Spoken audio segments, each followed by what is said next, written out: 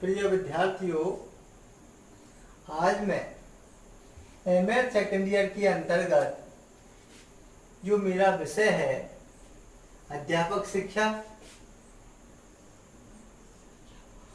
उसके अंतर्गत मेरा जो आज का टॉपिक रहेगा अध्यापक शिक्षा के अभिकरण। अध्यापक शिक्षा के वह कौन से अभिकरण है, कौन कौन से अभिकरण है जिससे अध्यापक अपना विकास कर सके। उस विकास के अंतर्गत अध्यापक किस प्रकार से सहायता प्राप्त कर सके, वो कौन कौन से अभिकरणों के द्वारा अध्यापकों को जो योजनाएं चलाई जा रही है ताकि अध्यापक अपने शैक्षिक उन्नयन के कार्य में तुरंत वृद्धि कर सके। ऐसे अभिकरणों को आज हम एक एक अभिकरणों की चर्चा करेंगे।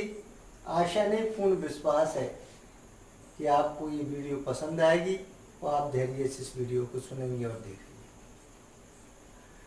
अध्यापक शिक्षा का जो हमारा कार्यक्रम है उसमें अध्यापक शिक्षा के जो अभिकरण की अगर हम बात करें तो राष्ट्रीय स्तर पर और राज्य स्तर पर कई अभिकरण कार्य कर रहे हैं। इन अभिकरणों के माध्यम से अध्यापक अपने शिक्षा को में विकास कर सकता है। अगर राष्ट्रीय स्तर के अभिकरण की बात करें तो राष्ट्रीय स्तर पर अध्यापक शिक्षा के निम्न अभिकरण है जो मैं एक एक अभिकरणों के बारे में आपको बताऊंगा। पहला अभिकरण है हमारा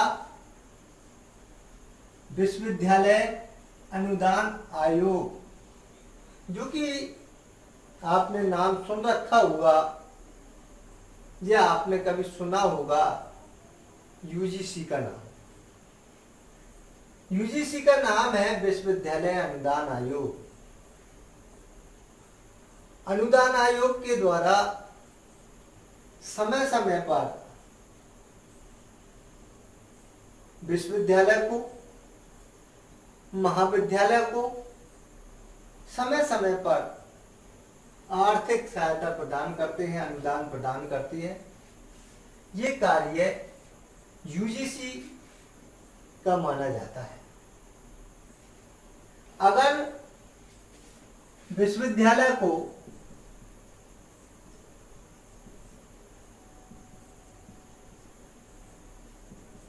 एवं महाविद्यालय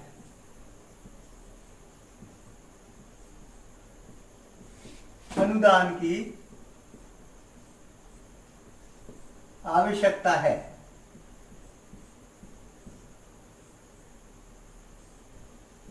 तो यूजीसी अनुदान प्रदान करती है।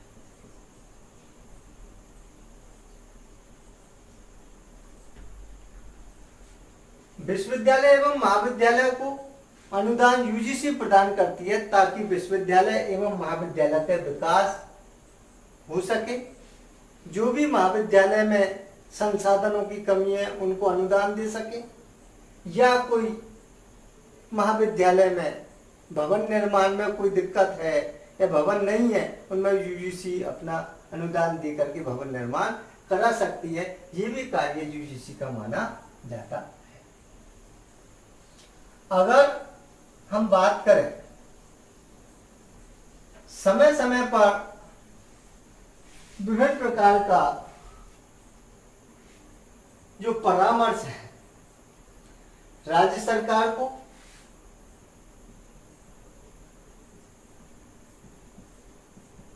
एवं केंद्र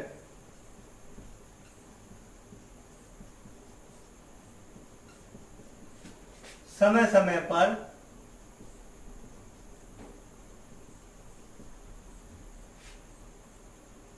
परामर्श देती है।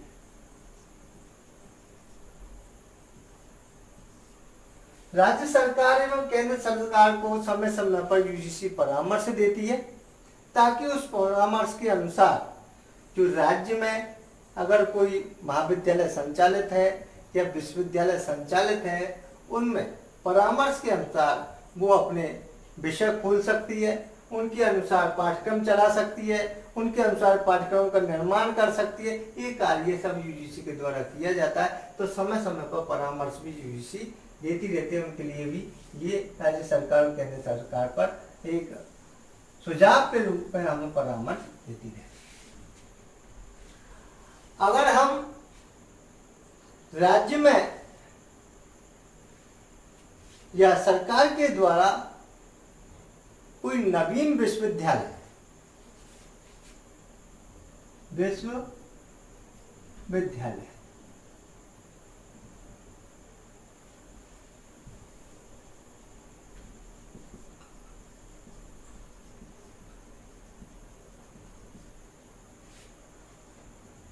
खोला जाए तो 5 वर्ष तक यूजीसी अनुदान प्रदान करती है।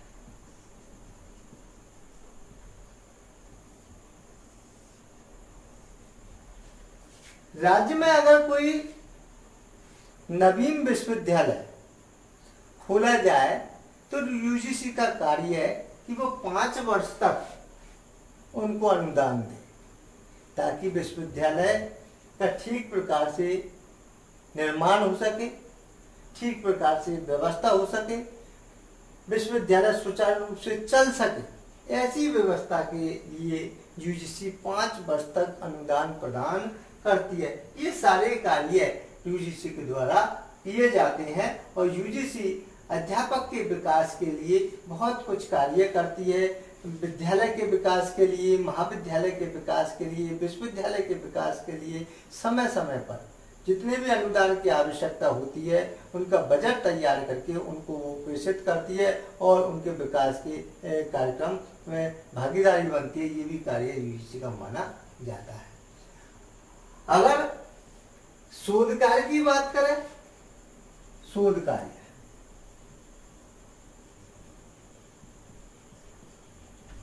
अगर कोई अध्यापक शोध कार्य कर रहा है,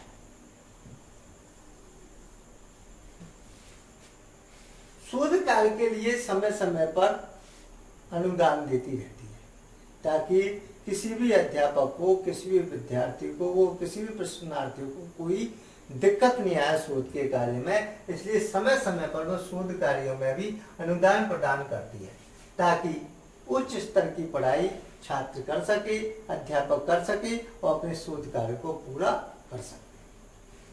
अब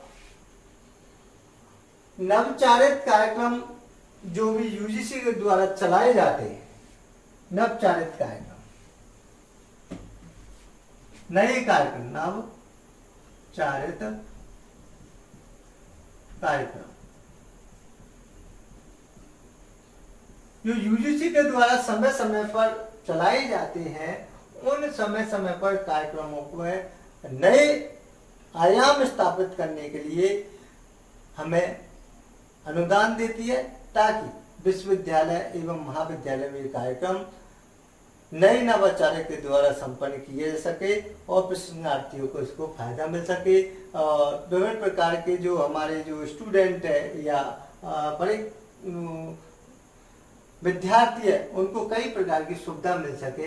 ये सारे कार्यक्रम यूजीसी के द्वारा स्थापित किए जाते हैं। तो इनके द्वारा हम कई प्रकार के कार्यक्रमों की स्थापना कर सकते हैं। ये यूजीसी के अध्यापक अगर कोई कार्य शिक्षा जगत में कोई लेख लिखना चाहता है तो यूजीसी से पत्रिका भी प्रकाशित की जाती है। उन पत्रिकाओं में आप लेख लिख सकते हैं। ये भी कार्यक्रम इनके द्वारा किए जाते हैं।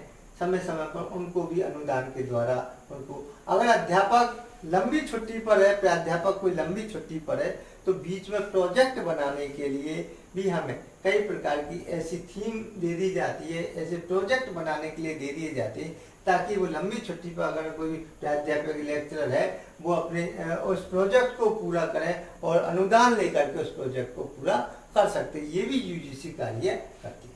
अगर कोई भवन निर्माण में पैसे की दिक्कत आ रही है, कहीं छात्रावास बनाने में दिक्कत आ रही है, बच्चियों के लिए छात्रावास की आवश्यकता है, तो वो अनुदान लेकर के छात्रावास का निर्माण कर सकते हैं, ताकि छात्राएं अलग अलग रूप से अलग अलग छात्र एवं छात्राओं को छात्रावास का निर्माण हो सके और उसमें रह करके वो पढ़ाई एवं अध्ययन कर सके। तो ये सारी व्यवस्था यूजीसी के द्वारा की जाती है, ताकि हम उच्च स्तरीय शिक्षा प्रदान कर सके, उच्च शिक्षा प्रदान करने में हमें कोई दिक्कत नहीं आए। ये सारी व्यवस्थाएं हमें यूजीसी के द्वारा प्रदान होती है, इसलिए हम यूजीसी के कई प्रकार के कार्य हम इसमें माने जाते हैं, जो कि मैंने आपको बताया। अगर हम बात करें दूसरे हमारे जो राष्ट्रीय स्तर के जो अभिकरण है, उनके दूसरे स्तर पर बात करें तो राष्ट्रीय शैक्षिक अनुसंधान और प्रशिक्षण परिषद, राष्ट्रीय शैक्षिक अनुसंधान प्रशिक्षण परिषद एनसीईआरटी के द्वारा भी कई प्रकार के उच्च शिक्षा के लिए कार्यक्रम बनाए गए हैं, ताकि सेवा पूर्व और सेवा काल के दौरान अध्यापन के कार्यक्रमों को पूरा कर सके, अपने सुचारू रूप से उनमें कार्य कर सके, शोध कार्य कर सके और अच्छी शिक्षा प्राप्त करके अपना विकास कर सके। ये सब राष्ट्रीय शिक्षा अनुसंधान प्रशिक्षण परिषद के कार्य होते हैं। उन कार्यों के अंतर्गत हमें कई प्रकार के शोध कार्यों के लिए ऐसी पत्रिकाओं का निर्माण किया जाता है जो एनसीईआरटी के द्वारा निकाली जाती है, जिसके लिए जैसे आपके एजुकेशन के अंतर्गत अध्यापक साथी के रूप में एक जो हमारी मैगजीन है वो निकाली जाती है, या शोध रिव्यू के अंतर्गत हमारी जो पत्रिका है वो निकाली जाती है। कई प्रकार के जो हमारी पत्रिका है और जो एनसीईआरटी के द्वारा जो निकाली जाती है, उनके द्वारा भी हम कई प्रकार की शैक्षिक समस्याओं को दूर कर सकते हैं। शोध पत्रिका निकाली जाती है, उनके अनुसार भी हम समस्याओं को दूर कर सकते हैं। अगर कोई हमारा प्रशिक्षणार्थी या अध्यापक साथी शोध कर रहा है और शोध करने में उनको कोई दिक्कत आ रही है, तो विभिन्न प्रकार के लेखों को पढ़ करके उन लेखों से कुछ सहायता प्राप्त करके अपनी शोध को सुचारू रूप से संपन्न कर सकता है, अच्छे प्रकार से संपन्न करके उन कठिनाई को दूर कर सकता है। ये पत्रिका जो अध्यापक जो भी हमारे राष्ट्रीय शैक्षिक अनुसंधान और प्रशिक्षण परिषद के द्वारा निकाली जाती है, एनसीईआरटी के द्वारा कई प्रकार के हम कार्यक्रम इसके अंतर्गत समस्याओं को दूर कर सकते, पढ़ करके समस्या दूर कर सकते। इनका एक कार्य होता है सेवा से पूर्व और सेवा काल के दौरान प्रशिक्षणार्थियों को प्रशिक्षण प्रदान करना। प्रशिक्षण किस प्रकार से प्रदान किया जाए, जैसे पूर्व 4 वर्षीय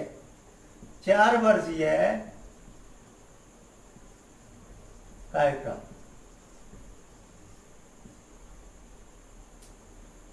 बीएड कार्यक्रम, एमएड कार्यक्रम, ये कई प्रकार के ऐसे कार्यक्रम हैं जिनके द्वारा हमें एनसीईआरटी के द्वारा ऐसा प्रशिक्षण दिया जाता है सेवा पूर्व और सेवा काल के दौरान, ताकि इनके द्वारा वो प्रशिक्षण प्राप्त करके अच्छा कार्य कर सके, अच्छा प्रशिक्षण प्राप्त करके और शिक्षा का विकास कर सकते हैं। ये भी एक कार्य इनके द्वारा होता है। अगर हम पाठ्य पुस्तक की बात करें तो पाठ्य पुस्तक का निर्माण भी एनसीईआरटी के द्वारा किया जाता है, ताकि अच्छे विषय वस्तु के अनुसार हमें पाठ्य पुस्तक मिल सके। तो आज हम देखते हैं कि कक्षा 1 से 12 तक की जो विषय की पाठ्य सामग्री है, पाठ्य पुस्तक है, वो एनसीईआरटी के द्वारा निकाली गई है। बच्चे उन पुस्तकों को पढ़ करके अच्छा ज्ञानवर्धन कर सके, अच्छी शिक्षा उनको मिल सके, ऐसी विषय वस्तु को प्राप्त कर छात्र अपना विकास कर सके और समाज में अपना नाम रोशन कर सके। ऐसी पाठ्य पुस्तकों का निर्माण एनसीईआरटी के द्वारा किया जाता है, ताकि छात्र उन पुस्तकों को पढ़ करके विषय वस्तु का अच्छा ज्ञान प्राप्त कर सकें।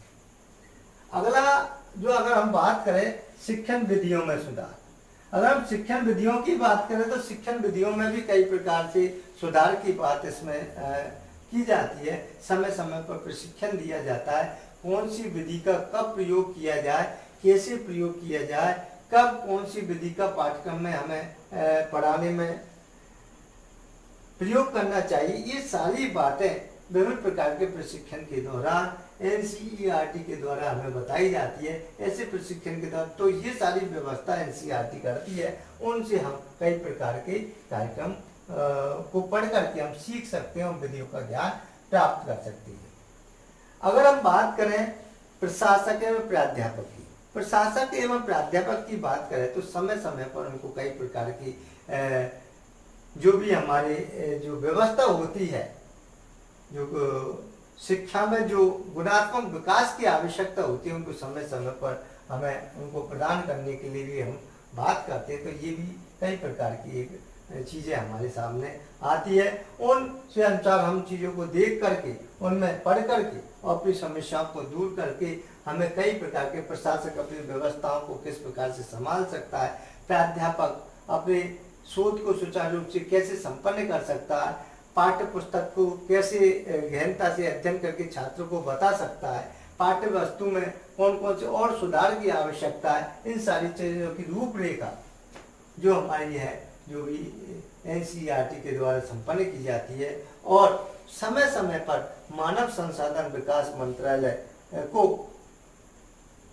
परामर्श का कार्य भी एनसीईआरटी करती है, ताकि मानव संसाधन विकास मंत्रालय के द्वारा जो भी योजनाएं बनाई जाती है सरकार के द्वारा, केंद्र सरकार के द्वारा, उनमें ये उनके सुझावों को मानते हुए शिक्षा में विकास में योगदान दे सके, ऐसी गुणवत्तापूर्ण शिक्षा हमें प्राप्त हो सके, इसके बारे में कई प्रकार से सुझाव बीच में मांगे जाते हैं। उनमें सुझाव जो कि एनसीईआरटी के द्वारा दिया जाता है, ये भी एक बहुत ही अच्छे कार्य के अंतर्गत आता है। समय समय पर मैंने आपको बताया कि कई ऐसे कार्यक्रम होते हैं जो कि कई अभिकरण के द्वारा चलाए जाते हैं, और इन उपकरणों को हम देखते हैं तो शिक्षा जगत में काफ़ी कुछ अभिकरण कार्य करते हैं, ताकि हम शिक्षा का विकास ठीक प्रकार से कर सके और बच्चों को ठीक प्रकार से शिक्षा मिल सके और अध्यापक अपना विकास करके बच्चों को अच्छी शिक्षा दे सके। ये कार्य सभी उपकरणों के माने जाते हैं। दो अभिकरणों की मैंने आपको अभी चर्चा की थी। तीसरा अभिकरण है हमारा राष्ट्रीय शैक्षिक नियोजन एवं प्रशासन संस्थान, नीपा। ये भी राष्ट्रीय स्तर पर अपना शिक्षा का नियोजन करता है और प्रशासन करता है। किस प्रकार से हम शिक्षा का नियोजन करना चाहिए, किस प्रकार से प्रशासन करना चाहिए, व्यवस्था हमें देनी चाहिए, ये सारे राष्ट्रीय स्तर पर जो व्यवस्था देने के लिए कार्यक्रम शिक्षा जगत में की जाती है, और ये भी अभिकरण के रूप में माने जाते हैं। क्योंकि सभी अभिकरणों के बारे में इन वीडियो में बताना संभव नहीं होगा, आगे के वीडियो में हम बताएंगे। फिर अगला हमारा चौथा अभिकरण आता है शिक्षा में विकसित अध्ययन केंद्र। शिक्षा में विकसित अध्ययन केंद्र हमारा अगला अभिकरण है। तो आज मैं अभिकरणों के बारे में तो बता दूंगा, डिटेल में हम धीरे धीरे अगली वीडियो में बताएंगे। CASE, CASE का मतलब शिक्षा में विकसित अध्ययन केंद्र। कौन कौन से वो अध्ययन केंद्र है जिसके अंदर शिक्षा में विकास कर सके उन अध्ययन केंद्रों के माध्यम से। अगला आता है हमारा राष्ट्रीय अध्यापक शिक्षा परिषद, NCTE। राष्ट्रीय अध्यापक शिक्षा परिषद NCTE कई कार्य करती है और अध्यापकों के विकास के लिए कई कार्य करती है। NCTE के अनुसार हम जो बीएड के कार्यक्रम जो अपनाते हैं, उनके अनुसार कई प्रशिक्षण उनके द्वारा उनके दिशा निर्देशन के अनुसार प्रदान करवाते हैं। तो कई प्रकार की जो कार्य इनके द्वारा किए जाते हैं, जो आगे हम चर्चा करेंगे। ये तो हो गए हमारे राज्य स्तर पर अध्यापक शिक्षा के अभिकरण, जो कि हम राष्ट्रीय स्तर पर अध्यापक शिक्षा के जो अभिकरण है वो हम प्रदान करते हैं। अब आते हैं राज्य स्तर पर अभिकरण। राज्य स्तर पर अभिकरण वो कौन कौन सी है जो राज्य पर प्रदान किए जाते, ऐसे अभिकरणों के बारे में हम कुछ आपको कौन कौन से अभिकरणों के बारे में बताएंगे। पहला है राज्य अध्यापक शिक्षा बोर्ड। राज्य अध्यापक शिक्षा बोर्ड अध्यापकों के लिए वो कौन सा शिक्षा बोर्ड है जो कि कार्य करता है राज्य स्तर पर। SBTE एक शिक्षा बोर्ड है जिसके द्वारा राज्य अध्यापक शिक्षा के लिए कार्य करते हैं। ये भी समय समय पर विभिन्न प्रकार के अध्यापकों के कार्यक्रम चलाती रहती है ताकि अध्यापक अपना विकास कर सके। दूसरा है दूरस्थ या पत्राचार अध्यापक शिक्षा। दूरस्थ या पत्राचार अध्यापक शिक्षा के माध्यम से हम अध्यापकों को जो कि सेवा काल में अध्यापक हैं उनके द्वारा कई प्रकार का प्रशिक्षण प्रदान करते हैं, कई प्रकार के कोर्सेज चलाते हैं, कई प्रकार के वो अपने जो व्यावसायिक वृद्धि कर सकते हैं उनके द्वारा भी कई प्रकार के हम पत्राचार के माध्यम से कई प्रकार के कार्यक्रम चलाते हैं जो कि दूरस्थ या पत्राचार अध्यापक शिक्षा के माध्यम से जाना जाता है। जो घर बैठे बिना जाए हुए, बिना अपने सेवा में ब्रेक लगाए हुए वो अपना शैक्षिक वृद्धि कर सकते हैं, उन्नयन कर सकते हैं और अपने व्यवसाय में वृद्धि करने के लिए अपनी पढ़ाई को सुचारू रूप से चला सकते हैं। ये कार्यक्रम पत्राचार के माध्यम से किया जाता है। समय समय पर ग्रीष्मकालीन शिक्षा संस्थान भी एक अभिकरण है हमारा जो भी कार्य करता है। ग्रीष्मकालीन शिक्षा संस्थान SIE भी ग्रीष्मकालीन के लिए जो भी अध्यापक की अब छुट्टी जो सेवा में अध्यापक है, चाहे निजी विद्यालय में कार्य कर रहे हो, निजी महाविद्यालय में कार्य कर रहे हो या निजी विश्वविद्यालय में कार्य कर रहे हो या निजी विद्यालय में अध्यापक राजकीय सेवा में कार्य कर रहे हो, उनको अपना अवकाश नहीं लेना पड़े और ग्रीष्मकालीन अवकाश में वो अपना प्रशिक्षण प्राप्त करके और शिक्षा में विकास अपने उन्नयन कर सके, ऐसी व्यवस्था भी हमारे जो राज्य स्तर पर अध्यापकों के लिए की जाती है। ये भी हमारे जो ग्रीष्मकालीन शिक्षण संस्थान है जो कार्य करती है उनके लिए बहुत से शैक्षिक विकास के कार्य करती है ताकि उन अध्यापकों को कोई समस्या न आए और शिक्षा में वो वृद्धि कर सके। ये सारी व्यवस्था सरकार के द्वारा विभिन्न प्रकार के अभिकरणों के द्वारा चलाई जाती है और उनमें वो अभिकरणों में अपनी ट्रेनिंग प्राप्त करते हुए अपने विद्यालय में अच्छी गुणवत्तापूर्ण शिक्षा दे सके, ऐसा प्रशिक्षण वो ग्रीष्मकालीन प्रशिक्षण प्राप्त करते हैं। अगला आता है अपना अध्यापक शिक्षा महाविद्यालय। अध्यापक शिक्षा महाविद्यालय भी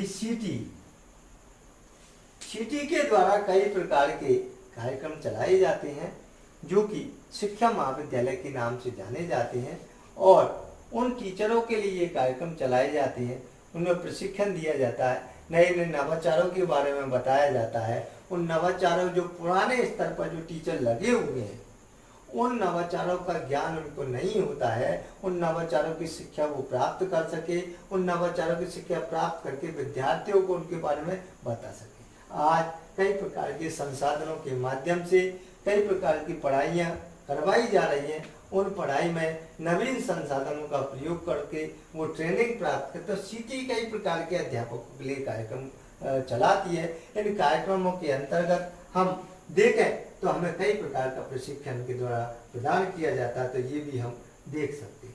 अगला आता है हमारा विश्वविद्यालय शिक्षा विभाग। विश्वविद्यालय शिक्षा विभाग अगर हम देखें UDE विश्वविद्यालय शिक्षा विभाग भी कई प्रकार का हमारा जो है शिक्षा के क्षेत्र में कार्य करता है और कार्य करने के पश्चात हम शिक्षा जगत में जो भी हमारी कमी है उनको हम दूर कर सकते हैं, उनसे प्रशिक्षण प्राप्त करके उनमें पढ़ाई करके अध्यापक अपने कई प्रकार के कोर्सेज करके अपनी शिक्षा में गुणवत्तापूर्ण शिक्षा प्राप्त करके उन्नयन विकास कर सके। यही सब शिक्षा के अभिकरणों के अंतर्गत अध्यापकों को शिक्षा प्रदान की जाती है ताकि अध्यापक समय समय पर इन कार्यक्रमों को पूरा कर सके।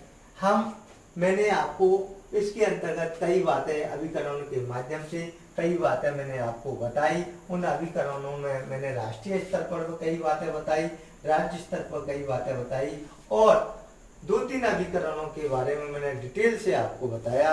आगे के अभिकरण में आपको एक एक डिटेल करके बताऊंगा। आशा नहीं पूर्ण विश्वास है कि आपको मेरी वीडियो पसंद आई होगी। जय हिंद, जय भारत।